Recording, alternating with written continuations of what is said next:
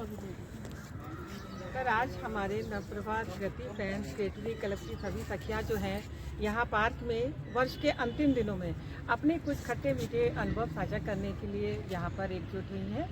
और जैसा कि वर्ष का अंतिम माह चल रहा है, दिसंबर माह, तो ये माह जो है सर्द भरा होता है, रुपैली धूप वाला होता है, साथ ही ये मानव अधिकार के रूप में भी हम इसे जानते और समझते हैं।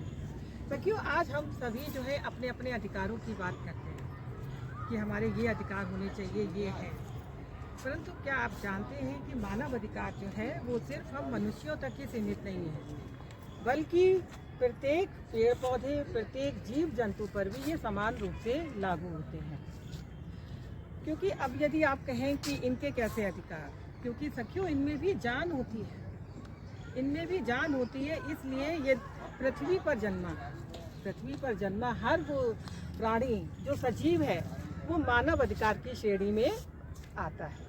और क्योंकि ईश्वर ने हम मनुष्यों को ही बुद्धि दी है, सोचने समझने की क्षमता दी है, तो हमारा ये दायित्व बनता है कि हम जो है इनके अधिकारों का सम्मान करें और समय समय पर इन्हें संरक्षण प्रदान करते रहें। और आज आपको ये बताते हुए मन बहुत हर्षित है कि अपनी नवप्रभात संस्था के माध्यम से समाज की जो बेबस असहाय बहनें होती हैं, पीड़ित बहनें होती हैं, जो बेहद दर्द भरा, कष्ट भरा जीवन व्यतीत करती हैं और उसे अपनी किस्मत मान बैठती हैं, तो ऐसे में हमारी संस्था के माध्यम से जो सक्रिय बहनें हैं वो उनसे मिलती हैं और उन्हें उनके संवैधानिक और मौलिक और मानवीय अधिकारों की जानकारियाँ देती हैं, ताकि वो बहनें भी एक सामान्य सा हम लोगों की तरह हंसता खेलता जीवन व्यतीत कर सके जिसकी वो अधिकारिणी है।